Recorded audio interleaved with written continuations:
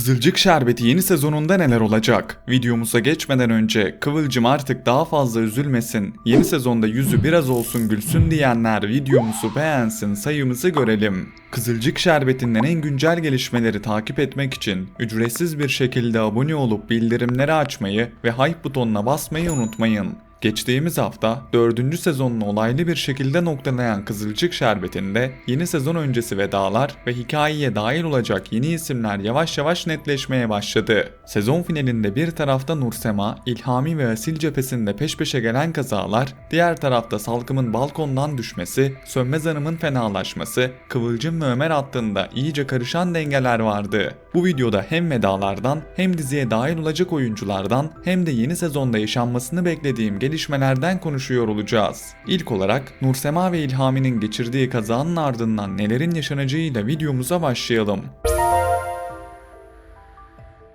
Sezon finalinde Nursema ve İlhami büyük bir kaza geçirmiş, o sırada onları takip eden Asil de gördükleri karşısında neye uğradığını şaşırmıştı. Hemen ardından arkadan gelen aracın Asil'e çarpmasıyla beraber 3 karakterin kaderini aynı anda değiştirecek büyük bir kırılma izledik. İlhami ve babası Ulvi'nin diziye veda edeceği açıklandı. Bundan dolayı kazanın ardından İlhami'nin yeni sezonda hikayeden çıkacağını göreceğiz. Burada önemli olan nokta İlhami'nin vedası değil. Çünkü bu veda uzun zamandır bekleniyordu. Asıl önemli olan İlhami'nin ne şekilde veda edeceği olacak. Eğer İlhami bu kazadan sağ çıkamaz ve hayatını kaybederek diziye veda ederse bu Nursema için çok büyük bir travma olur. Çünkü her ne kadar İlhami ile mutlu olamasa da, her ne kadar kalbi başka bir yere doğru kaymaya başlamış olsa da böyle bir ölüm Nursema'nın vicdanında derin bir iz bırakır. Nursema geçmişten bugüne birçok duygusal yük taşıyan ve kolay kolay toparlanamayan bir karakter. Bundan dolayı ben yeni sezonda bir zaman atlaması göreceğimizi, bu zaman atlamasında da Asil'in Nursema'nın yaralarını sarmaya çalışacağını düşünüyorum.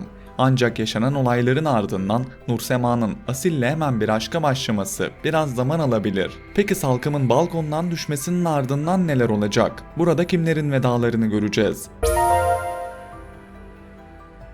Sezon finalinde Başak, Çimen ve Salkım arasındaki itiş kakış balkona kadar taşınmış ve Kızılcık Şerbeti'nin artık vazgeçilmez hale gelen balkondan düşme sahnelerinden birini daha izlemiştik. Salkım büyük bir düşüş yaşadı. Ancak ben Salkım'ın bu olayla beraber diziye hemen veda edeceğini düşünmüyorum.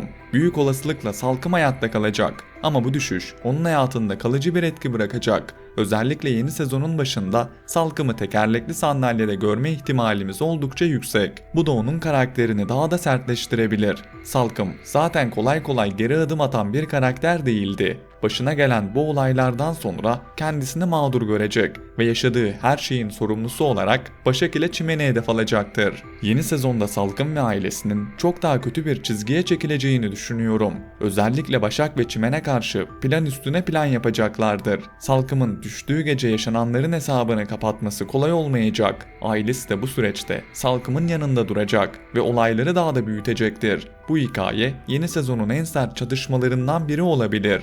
Ayrıca Salkım ve ailesinin hikayesinin sezon boyunca devam edeceğini düşünmüyorum. Kızılcık Şerbeti sezon ortasında da final tadında bölümler hazırlayıp hikayesini yenileyen bir dizi. Bu yüzden Salkım cephesi sezona güçlü bir çatışmayla başlasa bile sezon ortasında büyük bir yüzleşme ile bu aileye veda edebiliriz. Salkım veda etmeyecek. Ancak o gece yaşananların ardından fenalaşan Sönmez Hanım cephesinde durum çok daha farklı olacak. Sönmez Hanım aslında veda sinyallerini daha önce de vermişti. Sezon finalindeki fenalaşma sahnesi de bunun son işareti gibiydi. Sönmez Hanım karakteri uzun süredir dizinin duygusal tarafını taşıyan isimlerden biriydi. Kıvılcım ve ailesi üzerindeki etkisi, evin içindeki dengeyi sağlayan tavrı ve yıllardır biriken annelik yüküyle izleyicinin alıştığı bir karakterdi.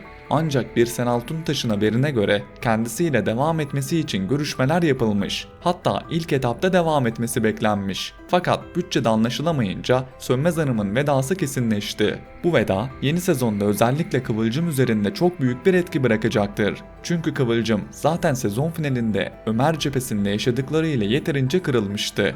Yeni sezona bir de annesinin vedasıyla başlarsa Kıvılcım için çok ağır bir dönem başlayabilir. Videonun başında da söylediğim gibi Kıvılcım daha fazla üzülmesini istiyoruz. Ama görünen o ki senaristler Kıvılcım'ı yine sınavdan sınava sürükleyecek.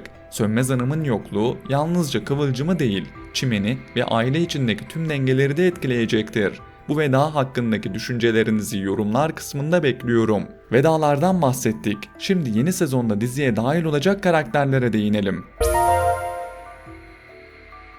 Şu anlık yeni sezonda diziye dahil olacağı belli olan ilk isim Murat Aygen. Murat Aygen, lider karakteriyle Kıvılcım'a partner olarak hikayeye dahil olacak.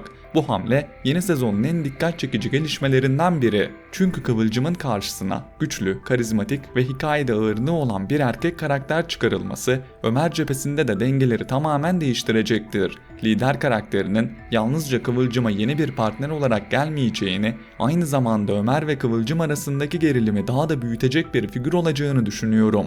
Daha da önemlisi, lider sezon finalinde Ömer'in yeni bir ilişkiye tutuştuğu Hilal'in abisi olacak. Yani senaristler burada oldukça karışık ve entrikası yüksek bir ilişki ağı kuruyor.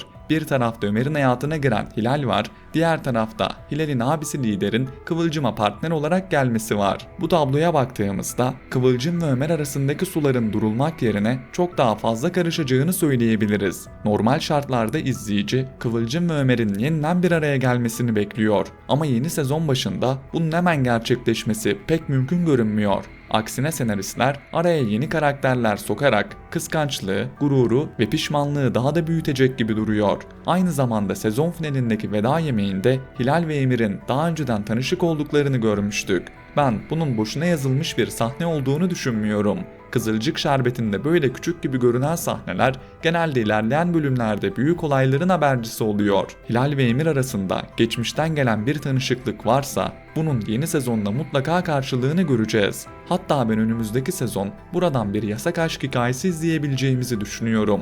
Hilal'in Ömer'le yakınlaşması zaten başlı başına olay yaratacakken bir de Emir'le geçmişten gelen bağının ortaya çıkması işleri tamamen içinden çıkılmaz hale getirebilir. Bu ihtimal gerçekleşirse yeni sezonun en büyük bombalarından biri Hilal, Ömer ve Emir üçgeni olabilir. Emir'in bu hikayeye dahil edilmesi tesadüf gibi durmuyor. Hilal'in Ömer'e yaklaşırken bir yandan Emir'le olan geçmişinin açılması hem Ünal ailesinde hem de Kıvılcım cephesinde yeni krizler doğuracaktır. Eğer burada gerçekten gizli kalmış bir duygu varsa Ömer'in Hilal üzerinden kurduğu yeni hayat daha başlamadan çatırdamaya başlayabilir. Bu da Kıvılcım ve Ömer'in yeniden birbirlerine bakmalarına zemin hazırlayabilir. Genel olarak baktığımızda Kızılcık Şerbeti yeni sezona yine bol entrikalı, bol vedalı ve bol ters köşeli bir başlangıç yapacak gibi duruyor. Nursema cephesinde İlhami'nin vedası ve Asil'in sabırlı bekleyişi, Salkım cephesinde düşüş sonrası başlayacak intikam planları, Sönmez Hanım'ın vedasıyla Kıvılcım'ın yaşayacağı büyük yıkım,